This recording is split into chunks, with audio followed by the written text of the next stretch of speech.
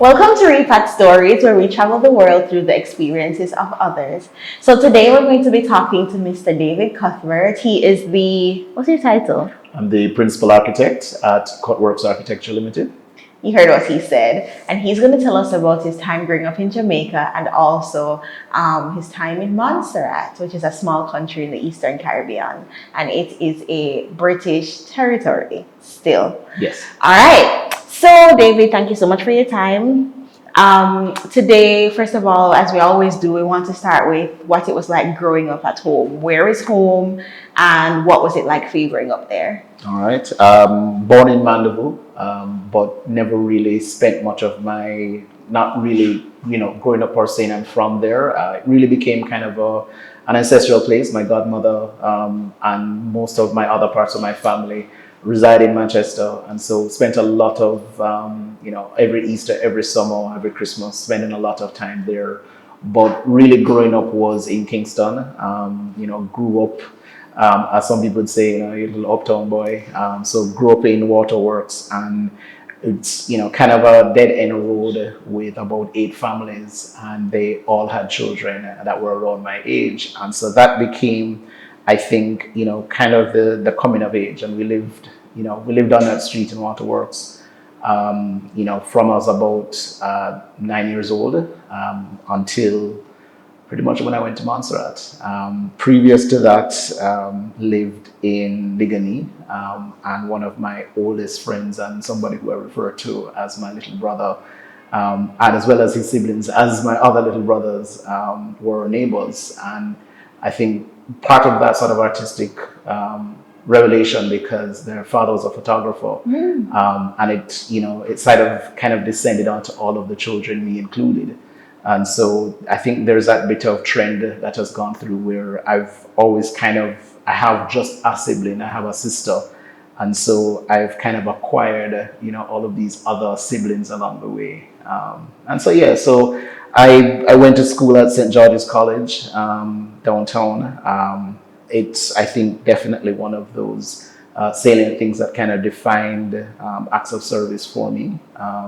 Being a Jesuit college was a big impact on trying to give back to your community. And that has been, I think, one of those qualities that, sort of resides in the back of your head, and you do things, but you're never really too conscious of it. And it wasn't until much, much later that it really started to come to the fore and kind of define me as a person, as a man, and not just as a Jamaican, but also as a Caribbean man, and about the things that we've been doing.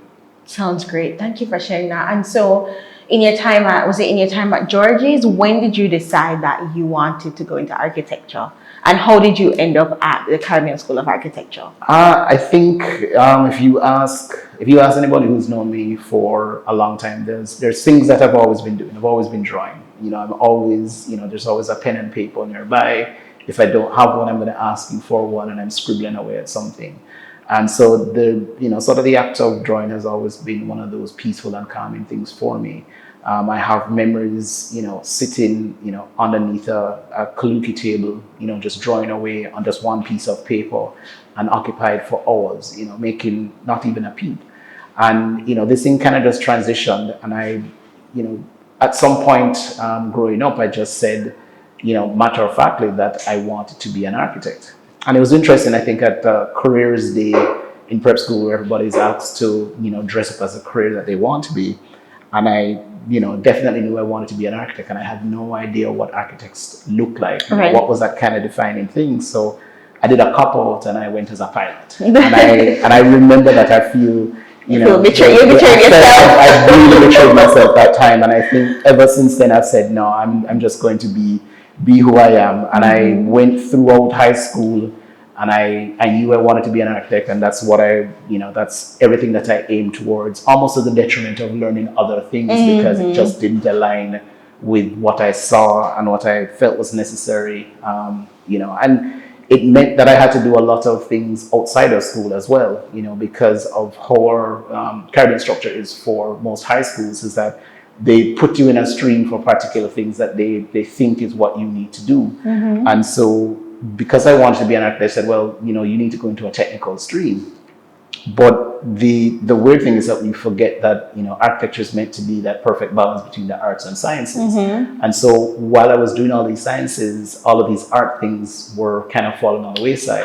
So, I had, things like history, were done only up to a certain year, when, I really needed to kind of show a bit of proficiency, later on. So I ended up doing visual arts at Edna Manley, on Saturdays. So it was, my school days really went from, Monday all the way to Saturday. Wait, so this was CSEC? This is, this is prior to CSEC, so this would have been CXC. So yeah, but I actually did it as a GCE subject. Okay. But it was, I spent, for about 3, maybe 4 years every Saturday. I was at Edna Manley College doing preparation. So it was painting, drawing, life drawings, figure drawings, everything that you can imagine, doing some amount of sculpture, pottery as well. In high school? This was while I was in high school. So what was that arrangement like? Who broke that? So there is actually at Edna Manley, so I'm not the only one. So there's been, I think, in many cases where, people need to prepare for portfolios. They're just children who they want to really get more out of, out of their artistic expressions than high schools do allow for. And they kind of created a platform, I want to say, from the early 90s, and it still goes on to know that every Saturday they have these classes for high schools. They actually have it from a junior class, which is people who are just kind of emerging at the latter ages of prep school. And then they have like a more senior group, which is, high schoolers. And, that was something that I became very involved with, to the point where when I was in my first year of architecture school, I was still at Edna Manley on a Saturday, because it was just one of those things that was ingrained in me, that I felt like I needed to go. And it wasn't until I kind of ran out of time and, just really not having, enough space to fit those things in, that I kind of, put it to rest. And perhaps in a good way, because I was finding that a lot of the things that I was getting out of Edna Manley, I was now actually having at the Caribbean School of Architecture. Nice. I went to the School of Architecture. I left St. George's at lower 6. I was one of those persons that it was, having the A-levels was not necessarily a priority in getting in. There's a lot of things that in terms of advanced level, that you're taught while you're in university. And I really just wanted to get in. That's where my interest lied. And I went in. I took, I think the first summer that I was in architecture school, I actually did further studies. I actually went on a summer academy program at the University of Texas, which was a kind of an academy in architecture for persons who were kind of within their early stages of architecture and who were looking to try and explore other things. Came back into school, really kind of enjoyed it and sort of found my beacon, and really kind of developed, just a lot of my general purpose and interest while in school. I graduated with a Bachelor of Arts in Architectural Studies from the Caribbean School of Architecture at UTEC. I took a year out. I worked for the Ministry of Transport and Works for a year, and then I returned as a full-time graduate student and pursued my Master in Architecture, which is the professional degree, so that I was now academically prepared to go into the field of architecture. All right. So let me pause you right there, because I have to catch up. There's a lot there tonight. There is. So first of all, for everybody watching who is not from Jamaica, the Edna Manley College of Visual and Performing Arts is an amazing institution that persons from around the Caribbean and even outside come to learn all things visual and performing arts. And so what David explained is they also have a program for young and budding emerging artists to come and do outside of their regular high school experience, to come and do work. So if that's something that you're interested in, please check that out. I think that's an amazing opportunity that many people, I did not know about that. And I've been here. So I think that's really cool. And I want to ask you a question. I want to go back a little bit. I want to ask you about your parents at that time. And obviously they were supportive to be able to help you to get through to these things. But what do you think that they were sort of you want to be an architect, so yay, like that's a good thing? Or do you think it was more so about supporting you, like supporting David, or both? I think my parents are different people, but mutually supportive. I think my mother definitely was that, this is what he wants to do. Let's find a way that we can, give him all the tools to be the very best version of himself. My father more about questioning, are you sure you know what you are doing? Do you know what an architect is? Like asking, I think, some of the very plain questions, which, with youthful braggadocio, I would answer. I am reminded constantly by my parents of the answers that I have given.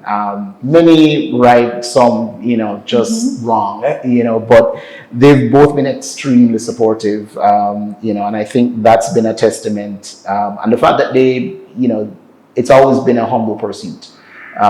They've been very supportive of me, not just when I was in school, but also professionally. Yeah. I still think that every milestone, whether I've defined it or not, that I make, they're usually the first ones that I contact. And it's usually followed like, okay, we're gonna have a sip of wine for that. Yeah. It's not it's not for anything. It's just to recognize that this journey that I am on professionally as an architect has never been alone. I've always had their support. I've always had that that parachute of sorts. In many ways, I think where before it was very much about trying to provide me with the tools, now it's actually just having this chair in the corner, and knowing very much that there is that sort of Caribbean level of support, and also that just sort of level of influence, I think my parents' approach to many things is, I think quite unique, and I think why I have to fight people off and remind them that they're my parents, because their love really doesn't have any boundaries, as much as I wish it did. But I think an understanding that family, and particularly the family that you choose, is absolutely critical, and you do the things to embrace that love. Yeah. And so when I found other pursuits, there was always I think one telling me that, okay, if there is an issue, you can always go look for X, Y, Z, but also remember you have this duty to look after the ones that are coming behind you. Right. And either whether they're defined or not, you kind of pave a way for them.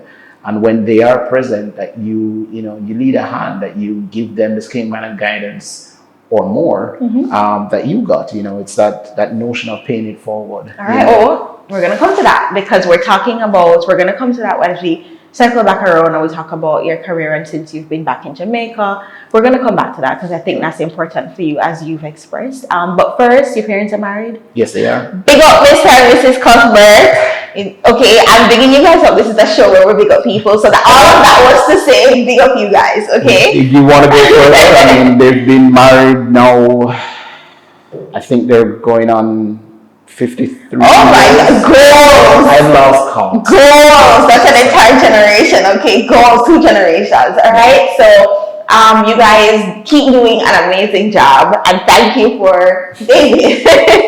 All right, so let's come back now. So we got to the point at which you have finished your undergraduate degree at the Caribbean School of Architecture, which is also at the University of Technology here in Jamaica. We've talked about how you had an experience abroad in Texas. We've talked about how you went through your master's program, but you did take a short stop at a ministry here in Jamaica. Yes. And so what was that transition like, coming out of undergraduate and going into a government position? Oof. Try not to talk about ill tales. I think I was a little disappointed. I found that there was a bit of that a lot of the architects that were there were kind of relegated to not necessarily give their very best professionally, which was very odd, because I think when you come in, when you have certain ambitions and particular goals about what it is, it's very easy to feel despondent. But I didn't, and I think the energy that I had There were others in other departments, particularly human resource, a lot of those that were in straight construction. They recognized that and would find other things for me to do. So instead of being frustrated, I became, widely used, and so had opportunities at a very, very young age to witness things that I don't think other people would have had. And so from very early on, I was a note taker in, tender meetings, and this is, these would have been high level things, and I was just there to observe and take notes. And I wasn't the official note taker. I was just one to make sure that if there was anything else that was forgotten. And I would sit with, who at the time I had no idea was an architect, and who has become, a very learned colleague, to learn as many things as possible, and to kind of give my insight. Was there anything else I observed during the meeting that they may have missed? And there would have been, between 20 to 30 people in this meeting, and was there anything that was said that wasn't necessarily brought forward, that was necessarily communicated to you? And so, I would go through pages and pages of notes, and that was like a weekly exercise. I would go with the contractors and make site visits and be very, very, accustomed. And, it was a lot of this transition about understanding the things that were drawn versus the things that were built. Understanding when people drew things. May I interrupt to ask a question? High level. Yeah, we're not architects here, but what is some of the common reasons why what's drawn is different from what's built? I think the biggest one is that there are particular standards of which we are taught, and it's something like, we assume that a concrete block wall is 6 inches, that a drywall is 4 inches. And in construction, you realize that's not actually the case. And you mean thickness, right? This is in terms of thickness. Okay. That for it to be 6 inches, it has a certain level of build-up. When you buy a block itself, it's not 6 inches. It's usually somewhere between 5.5 inches or 5 3/4. And so there's a lot of building up that kind of makes it to 6. And even when it's done, it's never 6. It's usually 6.5, closer to 7.5 when it's done. And so those little assumptions between what is drawn and what is built, there has to be some sort of reconciliation. And oftentimes those reconciliation only happens on site. And I think as part of my own journey as a professional is about trying to understand those things and making sure that, those are not necessarily decisions that are made only on site, but there's a recognition at the inception stage when we're being creative and conceptual, that we understand that there's going to be this, this deviation, these things about how it's actually made. And so that's something that we generally think about as professionals, and definitely the way that I've been, sort of raised in this profession, and the interest that I've had is a lot about that sort of making, which for me is that kind of transition from, sketching underneath the table into now making things that are material. So you hear that, people? That's a plug for teamwork. That's a plug for your architects to talk to your contractors, and for your contractors and your structural engineers and all your people to talk together and to be friends. Absolutely. All right. So thank you for explaining that. And so now we're at a point where you have a master's degree and you are thinking about what you want to do, and you end up in Australia? So when I finished my master's, and I was fortunate enough that I was actually on scholarship. There was the European Union was offering scholarships to graduate students in architecture. And I was fortunate enough to have been awarded one. And these were they were called the Caribbean University Level Program, CULP level program, and it was a substantial scholarship. And so that paid for my way during my graduate studies. But it also left me with some money at the very end. And so I think where other persons were, perhaps pouring their money into other things, I kind of thought to cash mine out and take an opportunity to do a little bit more studies in Australia.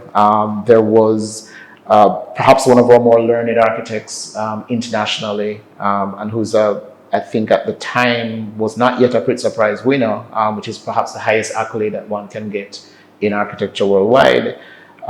he was actually having a masterclass, which was really an international masterclass. Now, felt that this might have been a once in a lifetime opportunity. And so while I had original plans to, go travel around Europe, I halfway had to kind of just axe that plan. And I, took up this opportunity and I applied to the program and got accepted and went to Australia. Um, and because one goes to that side of the world, you don't just go for the event. You stay longer, you try and learn as much as possible. And so I spent just under 3 months in Australia, took as long as my visa would allow. And I tried to see as much of that continent, can't call it a country because it's far too large, as much as possible. Much of what I saw was really still limited to the southern coast, but was a definite eye opener. And I think some of the interest that I had, which was, and I think we forget about how it is that that we can and should build in the tropics, recognizing that we have a variety of things that affects us. We have seismic activities, we have torrential rain, we have hurricanes, we have this constant heat. How is it that we're designing for those things? And oftentimes we, I think in error, we take the examples from the United States or from Europe, when the examples that we should be taking are those who are experiencing the same things or who are on that very similar kind of latitude that we are, within that tropical belt. And so going to Australia was was kind of a nice way that we were taking things that we were seeing in getting a little bit of in theory while we were in school, but now actually seeing how they were being done in practice. And with a bit of gusto. They weren't trying to appease anyone, which I think is perhaps the that unfortunate thing that we do as West Indians, is that we tend to appease persons that are long past, but they were actually talking about their own self-expression. And so it was a definite eye-opener. And as I was moving from, location to location around Australia, you were seeing how these things were manifested in different ways. And it was just really a bit of education. And I think, that going to that masterclass and, learning from Glenn Murcutt, but also just traveling around Australia, was definitely a worthwhile, endeavor for me. And I really was quite happy that I did it. Top 3 things that you learned while in Australia as a Jamaican, Sure. either architecturally or personally, or about life. Always have a sketch pad and a pen. Something I still do now. I just make sure and have it. I look at most of the photographs that I had, and I don't think of myself as any great photographer, but the things that I refer to more are the sketches that I made when I sat in a coffee shop, when I sat on the side of the road, when I went to go visit a park. Those were the things that kind of kept with me. The other thing is, I'm not one for kitchen mementos, but still buy them. Those are little important things, whether they're for you or for someone else. And so I would, and I kind of go with that sort of 3-to-1 rule. You buy 3 for someone else and you buy 1 for you. And, some of the ones that I bought for me they were the most mundane of things. It might have been, just something in our shop, and it wasn't things that say, oh, Australia. There might be other things that you went into a store that it just kind of called your attention, and I just, I bought a pin, and I kind of remember the pin, and I laugh at it, and I laugh about the experience in there. And it's really just as a token for that memory. Bought other things for other people, just to kind of say, hey, I thought you liked this. And it, you don't just do it as a generic person, but you think about it, like, what would this, I saw this thing, ooh, who'd really like that? This person. And you buy it and you move on. One more? One more. Ooh, have an open mind. I think it's easy to kind of have these I don't know, particular biases, and people are definitely going to have them about you, but go with an open mind. I remember thinking nobody has any clue about Jamaica or anything that's going through. You are wrong. Yeah, but or you get these people think about that they know Jamaica in these very sort of bizarre things. And I remember there was, I think it might have been my first or second night there, and one of the instructor, who's also quite famed architect in himself, kind of stepped towards me and gave me a kind of one of these sort of rude Jamaican jokes, and I was just like, and he just looked at me and smiled, and I was like, how on earth did you know that? And it was just one of those things where, even if you said it amongst other persons in the Caribbean, they may not necessarily know, but it was a uniquely, and I just, I was gutted, and it really was, I think, that whole point of just keep an open mind. Yeah. And I think that open mind has kind of led on some really great adventures. I mean, I think about things that I did, during my time there, and it really was just because of an open mind. Meeting some random stranger with a bunch of us, and I said, and they're like, "What's the best beer you've ever had?" And everybody kind of gave a different example, and the person's response was not that they had the best beer. And they said, okay, you all have different examples, but how about I show you the best place to actually have a beer? And he, kind of escorted us into what was a normal office block. And we rode the elevator to the very top floor. We walked through some offices, turned around some corners, in my head, like that sort of Caribbean caution is coming. It's like, but we went out. And we went to this bar, this open lounge that's no larger than this conference room. And it had sort of glass panels, and we are overlooking the whole of Sydney. And it's not the harbor side, it's now sort of looking on the other side towards their Blue Mountains.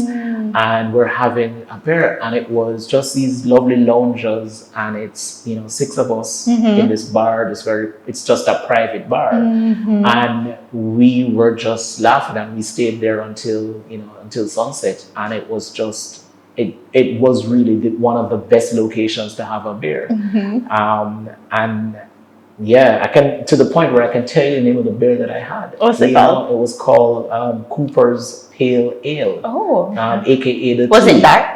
Oh, the Toonie. 2E. 2E. 2E. Oh, yeah. Toonie is the $2 from Canada. Exactly. Yeah, so it's much like that. Yeah, so it's like Cooper's Pale Ale. So yeah. Very neat. Definitely not the best beer I had, but definitely the best experience. Yeah. So yes. Yeah. Oh, thank you so much for sharing. Okay. So now you're finished in Australia and you're coming back to the Caribbean, and you come back to Jamaica. Yes. And you teach for a little while. Yes. So I think there is this sort of innate opportunity, this desire to teach. I don't know where it came from, but I felt this urge. And to be fair, when I was in graduate school, there was and kind of the history of how the school was that once you were in the graduate program, there was a teaching component historically. So when I was in undergraduate, there were a lot of the very first master's students who were instructors for the first and second year. They were either as instructors or as teaching assistants, as they'd be called. And so when I was in the graduate studies, there were, that part no longer existed. But there was an opportunity for me to present, and I must thank one of my instructors at the time, Dr. Elizabeth Pigu Dennis, who there was a topic. Big up Dr. Dennis. there was an interest that I had, which was really, at the time, it was about the sort of pervasive use of the internet in the ways that we were communicating. And this is like moving past internet. So this was, going into other things and about how those things were going to change the way that architecture was viewed and studied and everything. And she offered me an opportunity just to present a little bit of findings to, I think it was to a third year class. And so it was, so I did that. And I think it just, there was a little twinkle in my eye, and I became very interested. When I returned from Australia, I got a call that they needed somebody to fill in for one of the programs for the graduate school, and I jumped at the opportunity. And that was really my first foray in teaching, and it was great. So yeah. Yeah. And so at what point do you decide that I want to try something else? Like, how did you end up leaving Jamaica? Fortuitous. It was, I think, purely an accident.